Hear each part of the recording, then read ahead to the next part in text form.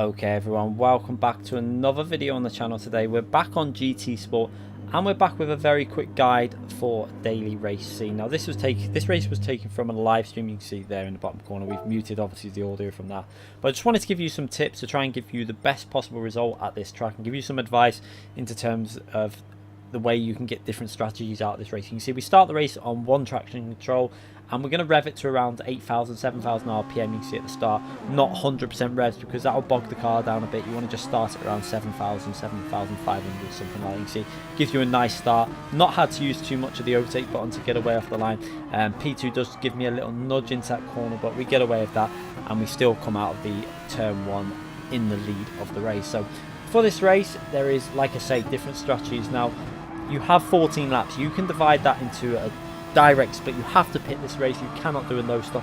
If you did, you would have to be doing it at such a slow pace. It would be totally pointless. So if you're going to do this race, there are three different ways you can run it. Obviously, you can pit lap 6, pit lap 7, or pit lap 8. They're the three ways that I would recommend in terms of which strategy you're going to do. I prefer, for me personally, starting at the front of the grid, I like to extend that first stint to 8 laps and then give yourself the maximum attack on the final 6 laps. And there is a reason why you can go maximum attack, which we're going to explain as we go through this video. As you can see at the moment, just trying to keep our P1. We make a little mistake on this final section. We miss the apex by quite a big margin there, losing about 3/4 tenths, which is actually giving the slipstream. So we're going to have to pretty much let him sit in the slipstream. He could have probably gone for a move down the straight, but I was quite surprised he didn't. Use a bit of boost off the acceleration zone just to give me a bit of extra pull down that straight. He doesn't look like he's going to. He looks like he's saving fuel behind me. So for this stint, we're going to go for the 8 laps on stint 1. Now to do this, you've got to be careful. You cannot use too much of your overtake button. You've got to be very, very limited with the usage of that. And that is because this car does not run curves. A lot of people get confused with this car, thinking that that is a curves button. It is not a curves button. The overtake button on this car is a increase in fuel mixture, so it's going to give you more fuel into the engine, and that in itself is going to increase your fuel usage. And this is why, if you want to do the 8 lap stint on the first stint, you cannot use that overtake button too much. You've got to be extremely limited with it, and you also have to do a bit of fuel saving through some of these sectors and not rev it out too much. You'll see when I'm accelerating down the main straight, we'll be in mixture 1, but we won't rev out fully. And also I'll do something at the end of the straight. You can see through the technical sections also down into mixture 4, 5 and 6 sometimes, because you're not going to lose too much time in mixture 3, 4, 5, 6 through these type of corners. You can see I'm back into 1 mixture now because we can see that we're almost breaking the slipstream from him. So we're going to use a bit of fuel up here, try and get a nice exit from the corner, get on the power nice and early. We take a really nice line through there. You can see he caught up on the apex, but because we got on the power so much early, and then we're now pulling away from the slipstream and nearly out the slipstream. However, what you're going to see I do now is, as we come to about the finishing line, we're going to go into mixture 3 and then 6 briefly, and then back down to 3. You can see it keeps reasonable acceleration down the straight. You're not going to lose a massive amount of time into the braking zone. It gives you a bit more ability to stop the car. And we're actually staying in mixture 3 now because he's got the slipstream. It doesn't really matter. He's not going to be able to overtake me into this corner up ahead. And also with the power of the dirty air on this track, even if they are behind you within 7 tenths, they're going to be so much slower through these sections of the track that you can just save fuel and they won't gain on you. They'll just pick up on the steer and run off. It's very likely they'll make mistakes because it's so much harder to drive in the dirty air. As we now work our way down into chicane, you see into mixture 2 still, not using up too much of my fuel. We're managing to control the gap to P2 into mixture 3 for this sector now. It's a lot of messing around whether you want to go mixture 3, 4, 5, but you can see I just basically judge the fuel usage by controlling the gap. You can see we've got that gap to 1.3, 1.4 seconds. It looks like P3 and 2 are battling away and they're losing a bit of time, but now that I've got that gap to 1.3 seconds, this is perfect for me because now we can just control the gap to not give him the slipstream so he can't save fuel down the straight. And I can just basically run my own race. You see back into 1 mixture, short shifting around about 80-85%. You can see down straight we're not going to go all the way to the end of the limiter. Into mixture 3 and then mixture 6 as we go to about 180, and you're not going to lose any a massive amount of time doing that. You're saving quite a bit of fuel. It's actually quite surprising how much fuel that will save you by doing that little trick at the end of the straights to save that vital bit of fuel. You can see also I'm not using my overtake button like we said before.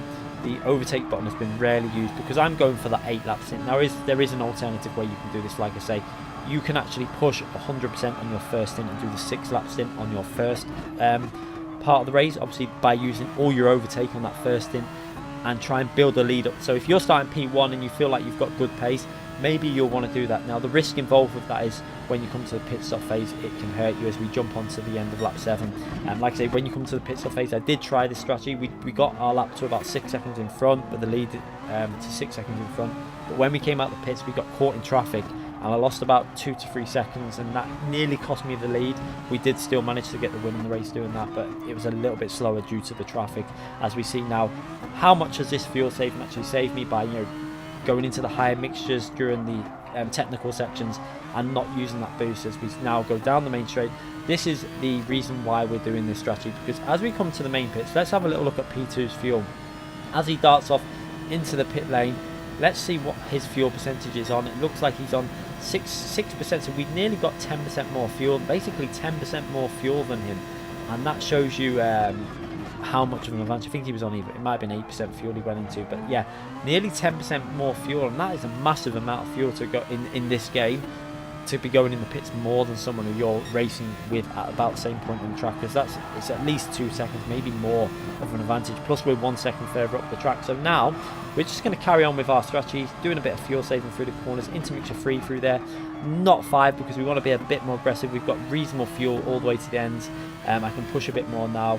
We're accelerating into the next technical section, so 1 mixture during this straight, and then we're probably going to go into 3 mixture again for this technical section, as you can see there, into mixture 3, not 5 this time, because we want to be a little bit faster to try and make sure that we're going to be close to him when we come out the pits. But the advantage I'm going to have now is I'm going to be able to fill my car up 100%, but only 6 laps to go, and I've got all my overtake button. Now you can actually drive this last stint 100% aggressive in 1 mixture pretty much, and use all your overtake, and it will do pretty much dead on 6 laps. So I'm in a perfect situation now. P2 is not going to be able to do this when we come out the pits, because he's got 7 laps to go, and there's no way he can use all his boosts up and get them 7 laps done. You have to do fuel saving. So we're going to go in the pits.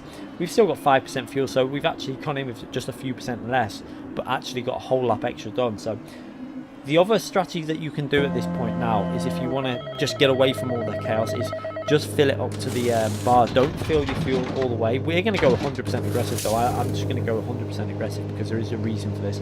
You can risk by fueling up to that white bar. You will come out, I think you gain about 4 seconds if you do that, but it will mean you'll have to be doing a lot of fuel saving for the remaining 6 laps. And also, it's going to be risky if you make a mistake and he gets the P2 gets past you.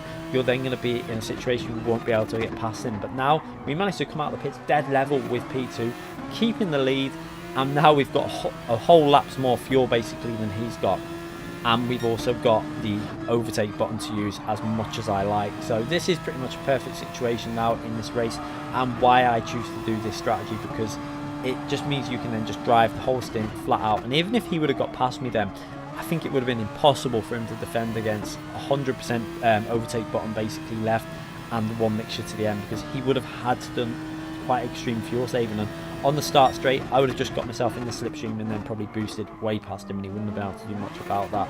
And he actually makes a mistake there, you can see, getting on the power too early, trying to push his car through here to stay with us, and it looks like he's going to he made a little mistake on the chicane, and then on the power there he's gone a little bit wide, and look, he had a massive snap of oversteer, and then he's picked up a lot of dirt on them tyres. So that's pretty much his race over. He was trying to push, but even if he would have been able to push to the end like that, it would have been basically impossible, like I say, because he wouldn't have had the overtake button to use, and he wouldn't have had 1 mixture to use all the way to the finishing line.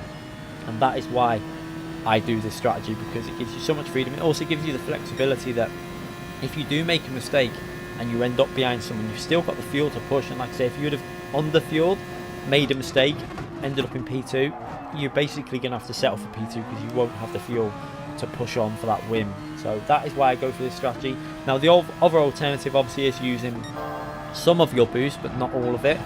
Still doing a bit of fuel saving, but going in the pits dead on 7 laps, maybe using mixture 2 through some of the corners. But again, if you're getting stuck behind someone, it's probably the best strategy to just basically go for that 8 lap stint, because if you're behind someone and they're doing massive amount of fuel saving, but you can't get past because of the dirty air through the middle sector and obviously the final sector here where it's really technical, you end up wasting a lot of fuel and not really getting anywhere. So I personally prefer doing the 8-lap stint on the first stint, because that gives you, it's a safer option really, because we did try the, like I say, the 8-lap stint on the second one and the 6 laps on the first stint, and we got ourselves into a bit of trouble with traffic, and we just about came away with the lead after a pretty amazing overtake down the straight on the final lap, and without that overtake we wouldn't have won the race. So that's my advice for this race, is just to really do the fuel saving, like exaggerated fuel saving one stint and then push 100% on the next stint. And another reason why this car is so good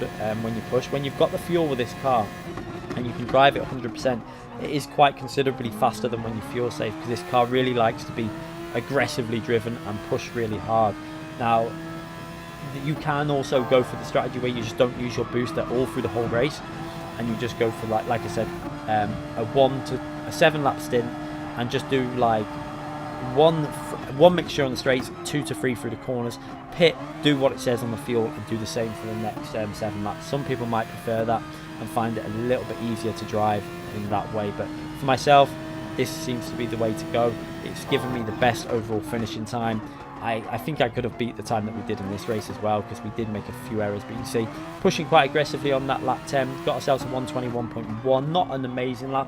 We did manage to get a 20.6 in a separate race when we were obviously using the boost to get the fastest lap, but that's what I wanted to do, was make sure that I come away from this race with the fastest lap and the win obviously as well, and pole position. I do like to get the triple stars on at the end of the race as we now push our way down the main straight to start, or to finish this lap and start a new lap. And you can see that gap increasing, and P2 just can't live with it really.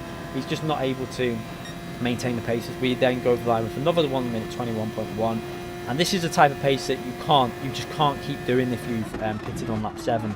And as long as you feel confident at pushing, then you will find you'll just pull away, as we now jump through to the final lap on the end of the end of the lap, and we've managed to get that lead over 5.5 seconds as we're about to lap a driver in front of us going into the technical section. You can see we've not really had to worry about fuel. We're still in one mixture, pushing pretty much 100% through here, just taking it, not really going like all out attack. We're just driving it fairly safe and consistent, trying to bite the car into the apex there, really clipping that nicely, and then working our way to the final corner for the final stretch of road before we take the win in this race. And we'll see, we go over the line in quite a nice finishing time. It wasn't like I say, I think we could have got this maybe 2 seconds faster if we would have maybe done a few laps better and optimized it a bit more, but we go over the line with a reasonable 19 minutes 44 overall finishing, 19:44 flat as well, so not bad at all, quite a fast race.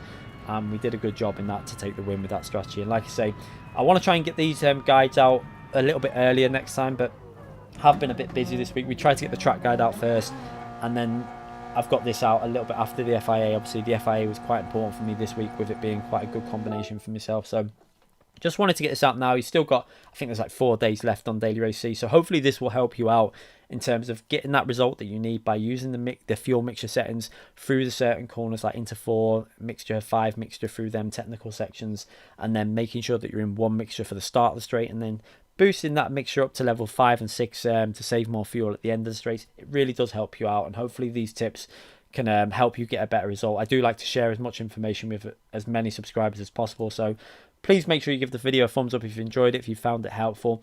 Also, please leave any comments in the comment section if there's something that I've not let you know. In terms of brake bias, I think we ran this car all the way to the rear with the brake bias. I do like this car all the way to the rear, or around +4, something like that. For me, it drives a bit better that way, so that's my brake bias for it. So anyway, hope you enjoyed the video. Please subscribe if you haven't already subscribed, and click that notification button so you don't miss any future videos. Thanks again for watching, everyone.